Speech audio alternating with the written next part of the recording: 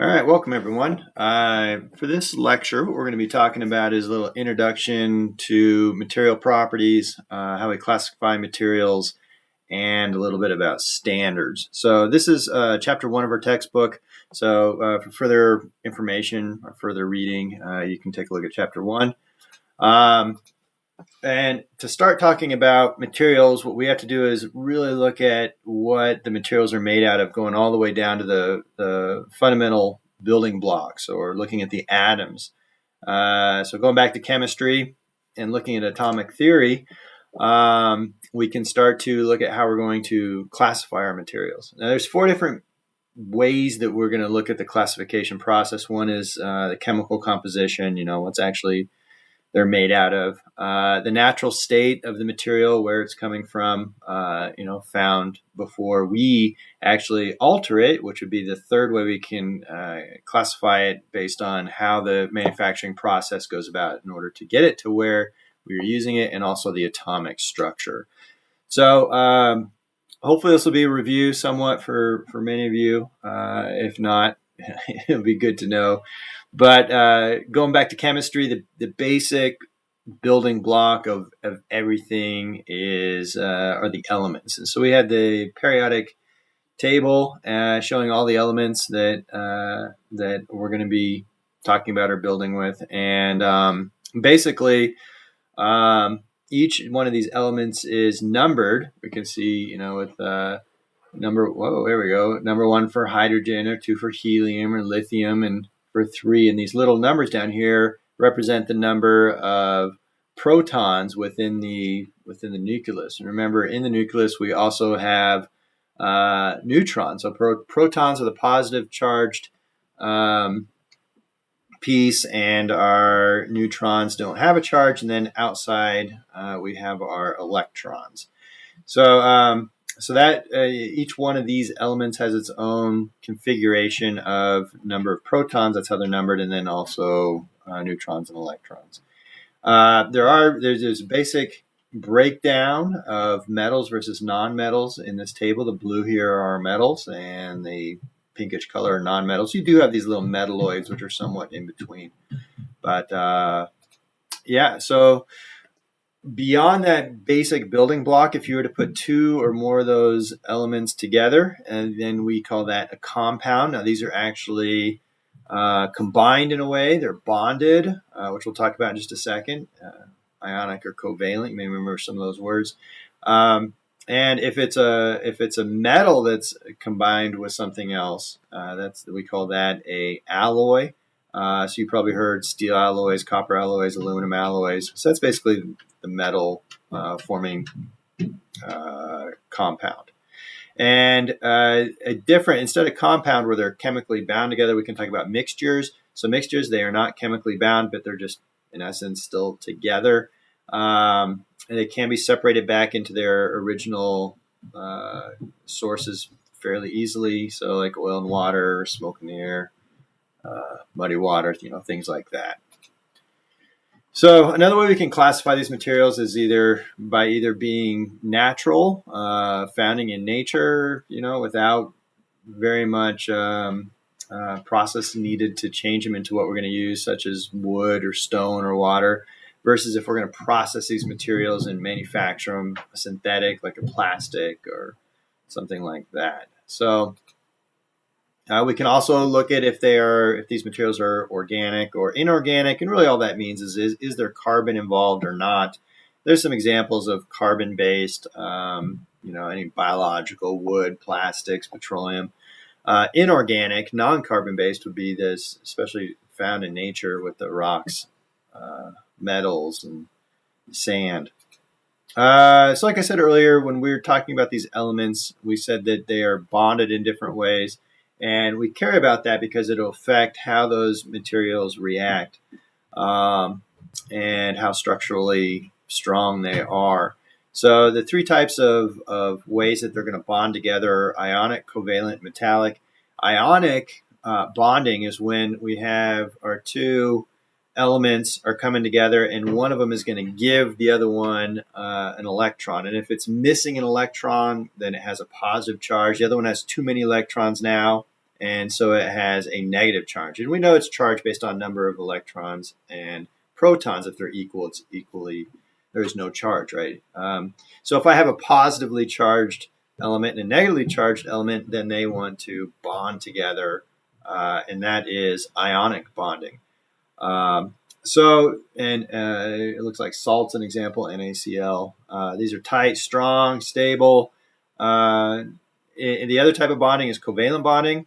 And with covalent bonding, instead of giving up an electron, they're actually just sharing the electron. So all these bonds have to do with the electrons, by the way, because remember, in the nucleus is where we have our protons and our neutrons, and then the outer shell is where these electrons are going. And then when you have two elements coming together, it's what's going on with this outer shell to lock them together. So with covalent, they're sharing some electrons, and like you have O2, N2, H2. Those are noble gases. They're always going to bond in this type of way. They're also very strong, so covalently bonded elements. The third way is metallic bonding. And metallic bonding is a function of how, when we have these two elements coming together, we just have almost like just this electron cloud, or a lot of electrons flowing around the nucleus. And we have two of these coming together, and these clouds they're almost like shared, and these electrons are freely moving between them. And that's what we consider to be metallic bonding. That's one reason that current is so easily, metals are such good conductors, because the electrons, if I'm sending current through there, can easily flow through these cloud structures. So that's the electron cloud. Those are the three types of bonding. We can also look at the physical state, solid, liquid, or gas, of these materials. And a lot of that depends on strength of the bonds and the type of bonds. Liquids and gases are, the bonds are more loose and everything's moving freely. And then when things start to come together and bond together, that's when we really get a solid. Everything's becoming more rigid.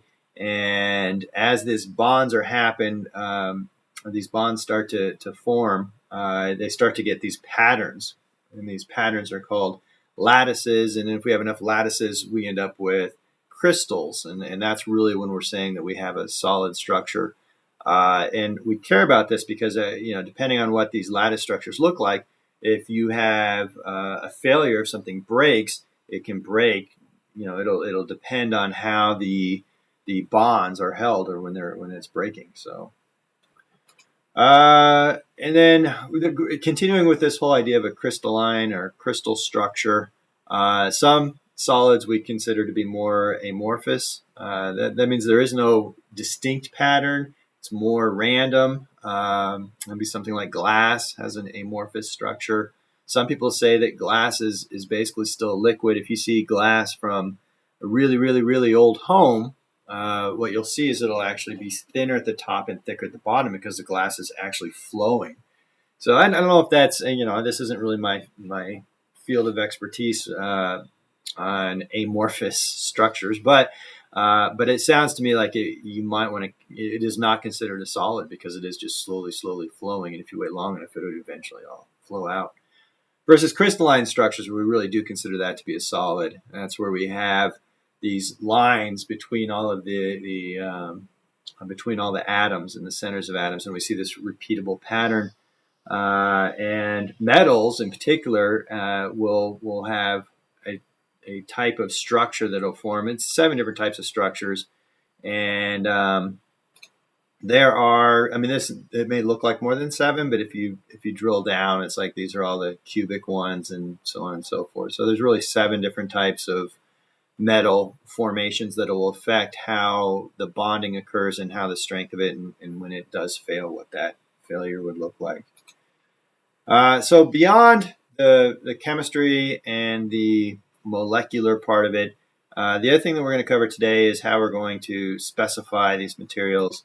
And once we look at specifications, we can look at how we're going to categorize. Once we categorize, we can look at, what kind of codes do we need to make sure we're up to some minimum specifications, right?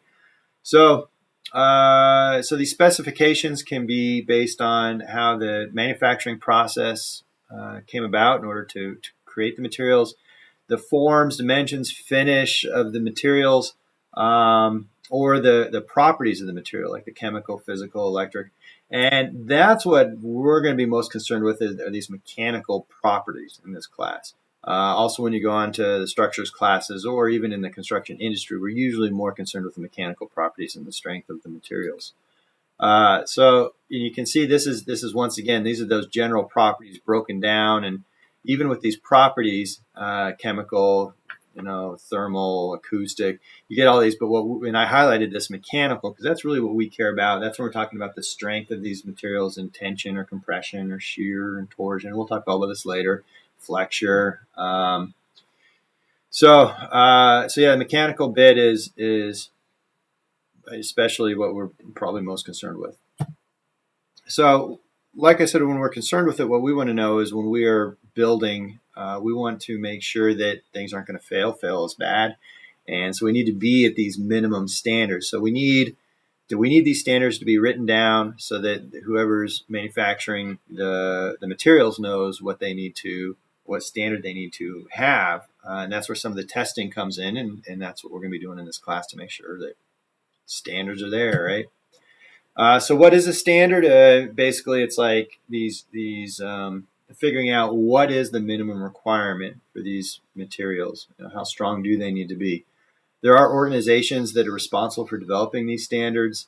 And it looks like on page 19 of your textbook, here are a couple critical ones. We have ACI for the Concrete Institute, AISC for steel. We have AISI also for steel, ASCE, the basic civil engineering guidance folks. We have ANSI, ANSI, and then ASTM. Now, ASTM, you can see that's in bold, American Society for Testing Materials. That's really going to be the big dog that we're most concerned with. Now, this is for structural and architectural materials, meaning that different organizations will contribute to ASTM. So these organizations up here are only concerned with structural and architectural. ASTM is kind of the granddaddy. It's all the standards combined, right? So if I were to go to the next slide, now we're talking about the electrical, and we talk about electrical systems and components. We have IEEE and NEMA. I don't know if they call that NEMA or just NEMA, but whatever, National Electrical Manufacturers Association. But you can see once again ASTM is in there because these two groups contribute to ASTM's standards. So that's like the clearinghouse of standards. That's what we're most concerned with. And then for mechanical equipment, ASME, once again, they're contributing to the ASTM standards as well. So in this class for the lab, in particular, we're going to be using these ASTM standard tests, meaning how is ASTM determining if the materials are reaching up to what they deem to be the minimum standards. And in the textbook, Appendix C, there's actually a series of tests, and they are somewhat simplified, but it is the same process that ASTM would use to test materials. So that's what we're doing in this class, during the lab part of this class. If you want to see more about these standards, more detail, you can go to the library main floor, and you can see the complete set of ASTM standards. It's big, and I believe there is an online link. There's one at the end of this PowerPoint presentation, but it does require access. And I'm not sure if CSU bought a site license or what. I need to look into that myself to see what we could do for direct access if you're interested. Otherwise, I'll give you everything you need, or even the simplified ASTM stuff in your textbook will be more than what you need for this class. But if you're interested in more stuff, you can see hard copy in the library, or you could, you don't want to really pay the fees. Hopefully CSU does have some agreement where you can do the online version of it. So when we talk about the ASTM booklet or books, there's really several volumes, and they're separated into sections. Each volume will pertain to the material within the subgroup, meaning if you're to look at the sections of the ASTM, you have like section 1, iron and steel, 2, non-ferrous metal products, section 3, and you can read, so I'll just read these. So here's 15 of them. Out of those 15, we, and once again in bold, are primarily concerned with just these first 4. So, and then within those first 4, what we can do is we can look at the standard and how each material is going to be labeled within the standard, meaning there's a letter and number designation for the material. The letter, you can see these letters here with ferrous versus non-ferrous cement. So you have the letter subgroupings, and then in addition to that, once you go there, you can then go to the number, which would be within that letter grouping. It's so confusing, I know. Let's look at an example. I think this will make it a little bit better. But let's say that I was interested in using a steel bolt to fasten some structural steel members on a project, right? Well, if I wanted to know more about these bolts and how strong they are, I could go to ASTM and looking at volume 1, and in particular volume 1.08, which is fasteners, I would find these 3 different specifications, 307, 325, and 490, which would specify the strength of the bolt. So, for example, section 1, iron and steel, here's within volume 1, I can see that there's 1.08 fasteners, which is what I'm interested in when I go through this list. If I pull up 1.08 fasteners, then I see these 3 different standards. So 307, you may have heard these with bolts already, but you might have an A307 bolt versus an A325 or a 490. It has to do with how much carbon is in there and how strong they are and if they've been heat treated or not. We'll talk more about heat treating later. And there are, you can see that there's a standard strength. So there's 60 kips per square inch. A kip is 1,000 pounds, so 60,000 pounds per square inch strength and tension for a 307 versus 120 or 105 minimum tensile strength for the 325. You might be wondering why there's 2 here, 120 and 105.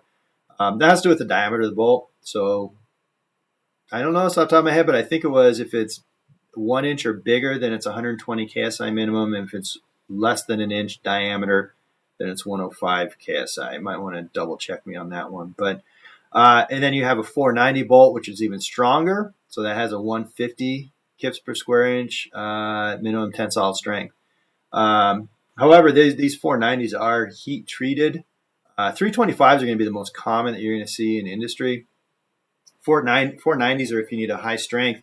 However, they're more brittle because of the heat treating part. So they're stronger, but they break. So we'll talk more about material properties, but just as foreshadowing, if I have some bolts and I overload them, one scenario would be that if my structure is starting to fail, it'll basically just stretch, right? This is it's called the plastic region. We'll talk more about this later, but if it's stretching, no one's dying. Versus 490 are more brittle, and if we reach that maximum, they just break. Brittle meaning it isn't going to stretch; it's just going to break. Then people are dying. So that's definitely one reason why the 325s are more common than the 490s. You don't just say, I want to use the strongest bolts ever, and that way I'll be set. There are times when you want to look at the other properties involved. So, and that can be found within your ASTM standards, 325 versus 490s or whatever. So there's a link. If you click on this link, it will take you to the ASTM. And this slideshow is available on Canvas as well under week 1. So you can go there and look at these slides individually after watching this recording or while you're watching this recording. You can go there and poke around or do your own little searching. Hopefully that was useful. It's a very basic overview of what it is before we get into specifics on testing materials. So hopefully that was good, and I will talk to you all next time. See ya.